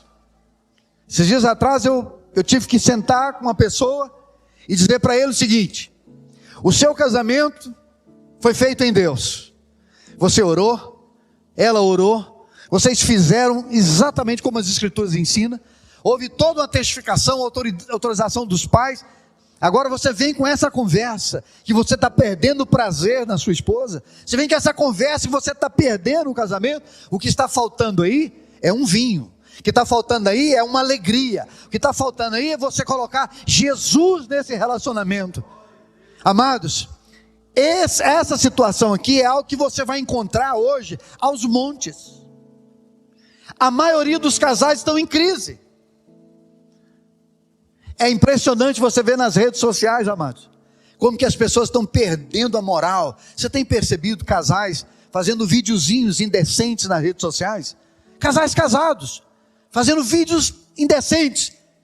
Mas agora eu estou começando a ver vídeos de crentes casados, fazendo vídeos que não deveriam fazer, vergonhosos, porque estão perdendo a graça do casamento, estão perdendo a vida. Chegaram para Jesus e disse: olha, o vinho acabou, e agora? Aí Jesus manda eles encheram de água 3 taças, 3 talhas de pedra. Aquilo é uma figura do homem. O número 6 na Bíblia, amados, é o número do homem. Aquelas 6 talhas eram de pedra. O mundo está endurecendo as pessoas. Os casais hoje mais não se perdoam, não há pedido mais de perdão, não há quebrantamento. Eu tenho dito para os casais: se você descer da cruz, você sai do seu casamento. Se você descer da cruz, você perde o divórcio. Se você não estiver disposto a perdoar, se você não estiver disposto a amar, se você não está disposto a fazer ela feliz e ele feliz, vai chegar uma hora que você vai endurecer. Eu ouvi de um líder, eu ouvi de um pastor dizer para mim assim: eu nunca fui feliz no meu casamento. E Deus falou comigo, Deus me autorizou a separar da minha esposa, porque Deus quer que eu seja feliz. Eu falei, mas será que foi Deus mesmo ou foi a sua carne? Porque quando nós endurecemos, amados, nós endurecemos para Deus. Jesus colocou água dentro daquelas talhas de pedra. Por que ele colocou água? Porque a água é o símbolo do Espírito Santo. Diga bem forte comigo: só o Espírito Santo pode amolecer o coração de uma pessoa antes do divórcio. Jesus coloca a água aí de repente agora pega lá e leva. Havia uma transformação. Amados, deixa eu te dizer uma coisa: eu acredito que o Espírito Santo, ele pode trazer um sentido para qualquer casamento em crise. Quantos creem? Diga amém. Hoje nós temos uma situação, hoje nós temos oportunidade de evangelizar casais. Escute o que eu vou te dizer: boa parte dos casamentos hoje estão em crise. Nunca tivemos tanto divórcio, nunca tivemos tantos casais desistindo. Temos uma oportunidade, mas boa parte das igrejas não desenvolve uma estrutura nessa área, para trabalhar com casais, para chamar eles para um jantar, para chamar eles para sua casa, para dizer para ele: olha, deixa eu te dizer uma coisa, é possível. Amados, eu sou casado há 35 anos com a mesma mulher. Dá um glória a Deus, pelo amor de Deus, é 35 anos. E eu decidi que nós vamos colocar a dentadura no mesmo copo. Irmãos, se eu descer da cruz, eu largo da minha esposa. Todo dia eu beijo a minha esposa. Eu falei para ela: se prepare, nós vamos, se Jesus não voltar daqui 100 anos, nós estamos dando beijo de boca murcha. Mas eu nunca vou parar de te beijar, porque as coisas vão acontecendo assim. Outro dia eu trabalhei com um casal, 50 anos da minha idade, eu estou com 57. Que não beija mais. Falei: você não beija mais, meu filho? O beijo é que liga o negócio. O beijo é a tomada. Se não ligar a tomada, mais nada funciona. Os casamentos são em crise, amados. E é uma oportunidade para a gente evangelizar, porque Jesus faz milagre em casamento. Deus não é a favor do divórcio, Deus é a favor do milagre. Amém, amados? Procure trabalhar com os casais. No seu hall de amizades você tem casais em crise. Eu te afirmo que você tem casamento para trabalhar. Irmãos, isso aqui é um campo vasto. Isso aqui é um campo vasto. Esse pastor que eu citei aqui alguns tempo atrás, que já ganhou mais de 150 famílias, sabe o que ele fez na igreja dele? Uma das maiores igrejas hoje de Franca. Ele treinou vários casais na igreja dele, para fazer o mesmo que ele faz. Agora você imagina, se ele ganhou mais de 150 famílias, imagina ele treinando 12, 30, 40 casais, porque é um campo vasto, amados. Casamentos em crise é um campo para você evangelizar, para você manifestar a glória de Deus. Deus continua fazendo milagre. Posso ouvir um glória a Deus? O vinho de Jesus é melhor.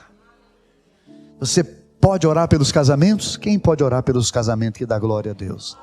Ore. Deixa eu te falar uma coisa. Tem pessoas na sua família, casais na sua família, precisando de ajuda, precisando de um milagre. Irmãos, eu estou descobrindo algo. Jesus gosta de fazer milagres em casamento. Foi o primeiro milagre.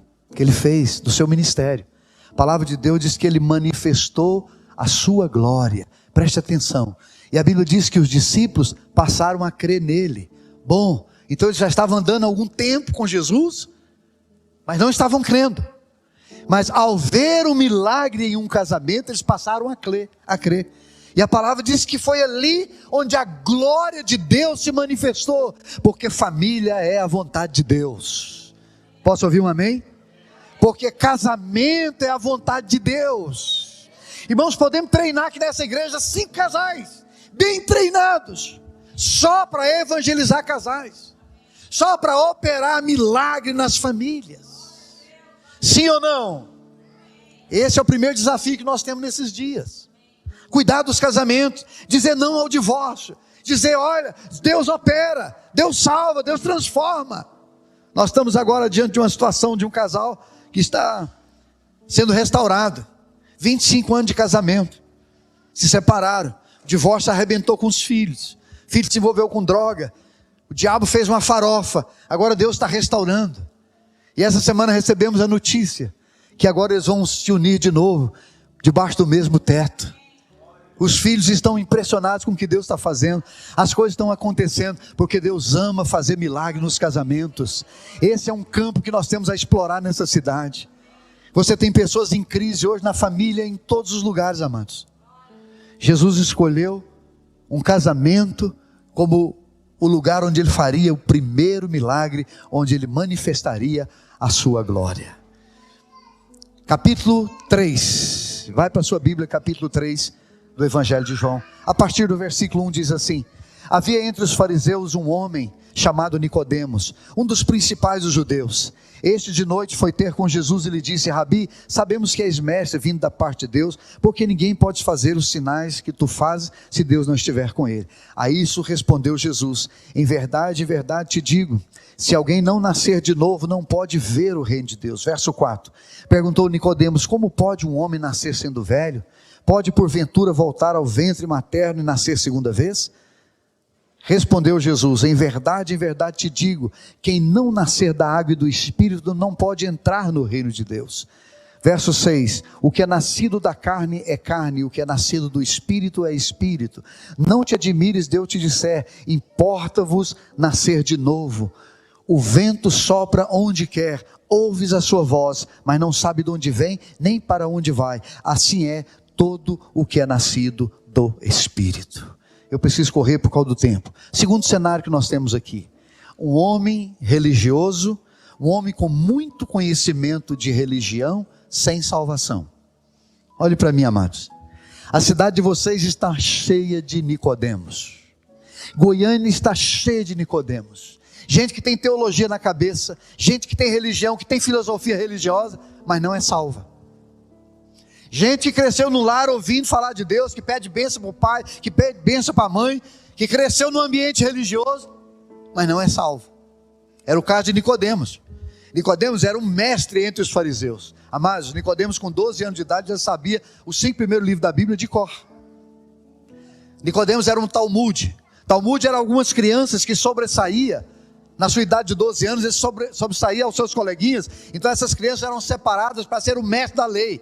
Nicodemos era o mestre da lei. Tinha muito conhecimento, irmãos, religioso, mas sem salvação. Quando ele olha para Jesus, ele vê algo diferente de tudo que ele sabia. Quando ele olha para Jesus, ele fica surpreso. Olhem para mim, por favor, esqueça as crianças. Ele fica surpreso, porque ele viu algo que a religião nunca explicou para ele. Ele viu o poder de Deus, e ele vai até Jesus de noite, e é interessante que ele diz assim para Jesus: o Senhor vem de Deus, porque ninguém pode fazer o que o Senhor faz, se não vir de Deus. Aí Jesus vai direto ao ponto. Sabe qual é o nosso problema com os religiosos? Nós nos aliamos a eles. Sabe qual é o nosso problema com os religiosos? Nós não sabemos evangelizar os religiosos. Você acaba se conformando com a conversa dele, você acaba entrando no argumento dele, você até discute com ele, você começa a entrar na teologia, começa a querer discutir até escatologia com ele, e ele não nasceu de novo.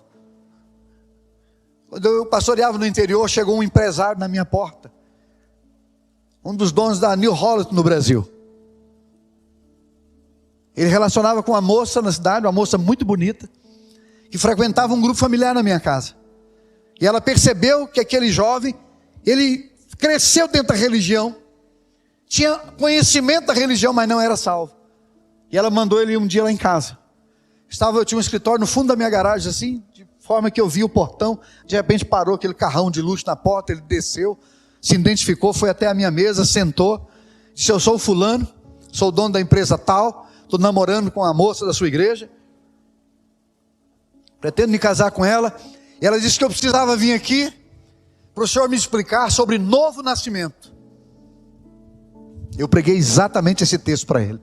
E eu comecei a explicar para ele: você nasce uma vez da sua mãe e do seu pai, mas você precisa nascer de novo de Deus. Você precisa do segundo nascimento. A Bíblia fala de 2 nascimentos, de 2 vidas e de 2 mortes. Quando eu comecei a explicar isso para aquele homem, amados, ele foi ficando impressionado com aquilo. Ele disse: mas ninguém nunca me falou, ninguém nunca me explicou isso. Eu fui crescido na igreja tal, meu pai estudava a Bíblia, meu pai ensinava lá, mas eu nunca ouvi sobre isso. Ali estava diante de mim um Nicodemos. Amados, essa cidade está cheia de gente religiosa sem salvação, que não conhece Jesus, que não tem a realidade do novo nascimento. E nós precisamos aprender a agir com essas pessoas. Você tem que ir direto ao ponto. Jesus, ele não ficava perdendo tempo. Jesus virou para Nicodemos e disse: Nicodemos, você tem que nascer de novo. Nicodemos sofre o impacto daquela frase. Aí ele começa a pensar: ora, um homem extremamente religioso, sem nenhuma realidade espiritual. A prova disso é que ele diz: como assim nascer de novo? Eu sou um homem velho, como que eu vou encolher e entrar dentro da minha mãe de novo? Jesus falando de coisas espirituais e ele falando de coisas naturais. A prova de que Nicodemos não era nascido de novo. Quem não nasceu da água do Espírito, quem não nasceu de novo, não conhece as coisas de Deus. Quem não nasceu de novo, amados, acha que as coisas de Deus são loucura, dá dízimo para ele, é uma loucura. Quem está me entendendo? Esse é o segundo cenário que nós temos. Essa cidade está cheia de gente religiosa. Nós precisamos aprender a lidar com os religiosos. Chegar com eles e dizer: olha, pega tudo que você aprendeu aí, deixa de lado. Deixa eu te explicar uma coisa: é preciso nascer de novo. Esses dias atrás eu falei isso a um empresário. Falei: é preciso nascer de novo. Ele regalou o olho e disse: é preciso nascer de novo. Seu espírito está morto. O pecado matou o seu espírito. E agora você precisa fazer uma confissão de fé. Você precisa receber Jesus, para que Ele entre em você, ressuscite o seu espírito, e você tenha uma nova realidade de vida. Irmãos, Jesus continua salvando sim. Deus continua operando do mesmo jeito. Posso ouvir um glória a Deus? Deixa eu te contar uma história. Tem um amigo meu, Michel, ele alugou uma sala, numa avenida que tem no Rio de Janeiro, alguns aqui vão conhecer, Avenida Brasil, que fica no Rio de Janeiro, que é onde tem mais prostituição no Rio. É uma casa de prostituição, uma atrás da outra, desencolado. No meio desocupou uma sala. Ele foi lá e alugou aquela sala. E começou a fazer daquele lugar um lugar de oração. Então ele tem uma equipe, eles iam para lá para orar. Iam cedo e às vezes eles oravam 24 horas. Final de semana eles começam a orar na sexta e oram até domingo na hora de ir para o culto. Só oração. Abre a porta, entra lá para dentro e o pau quebra. Oração, orando por aquelas prostitutas, por aqueles ambientes. Depois de um tempo Deus falou para ele: agora vocês continuam orando e abrem a porta. Porque eles entravam e fechavam a porta. Aí eles começaram a entrar e abrir a porta. Começavam a orar, certa hora, ia lá e abria a porta. Aí de repente começava a chegar as prostitutas. Aí chegou uma moça lá, uma prostituta nova, ainda com seus 20 e poucos anos de idade. Olhou tudo aquilo, falou: eu tenho passado aqui na porta, e quando eu passo aqui, as minhas pernas travam. Eu não consigo andar mais, eu fico horas aqui nessa calçada, o meu cérebro, a minha cabeça, ela fica funcionando, o meu cérebro fica falando para mim: você tem que ir, você tem que continuar, mas as minhas pernas não obedecem o meu cérebro. E eu fico horas aqui ouvindo a oração de vocês. Eu quero saber o que tem aqui dentro. Eles disseram para ela: o que tem aqui dentro? O filho da irmã Maria. Tem aqui dentro Jesus de Nazaré.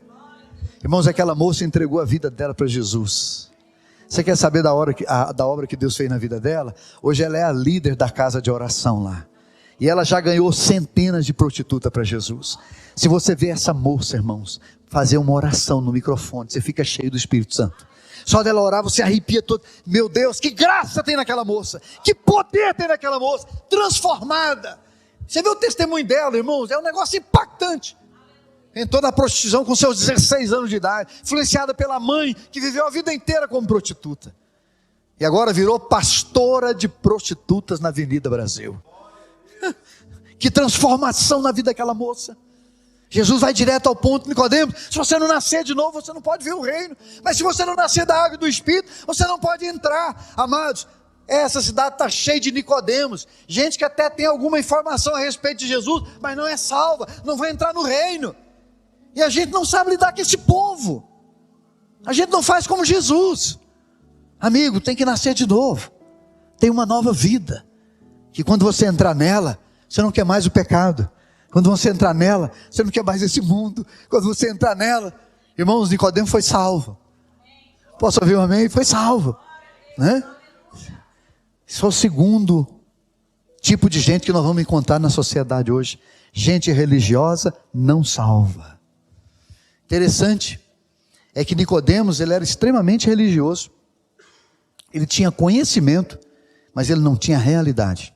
Às vezes você ouve pessoas, amados, e você se impressiona com o conhecimento dela, e você até pensa que ela é nascida de novo, mas na verdade é um conhecimento religioso, intelectual, não é fruto de vida no Espírito.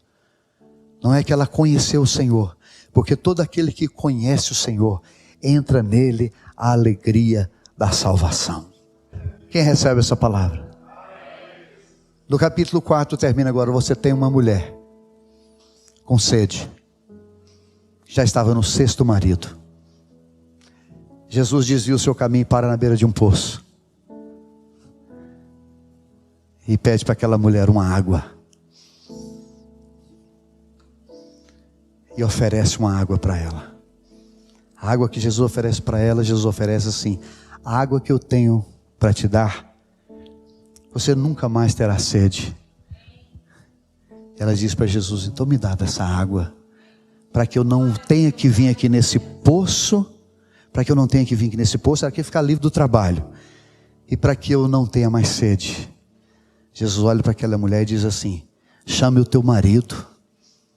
Ela diz: não tenho marido. Jesus olha e diz: bem dissestes, porque já teve 5, nenhum deles é seu, e o que tem agora também não é seu. Havia uma sede naquela mulher, irmãos, e ela estava tentando achar a água para sua sede no sexo, no prazer.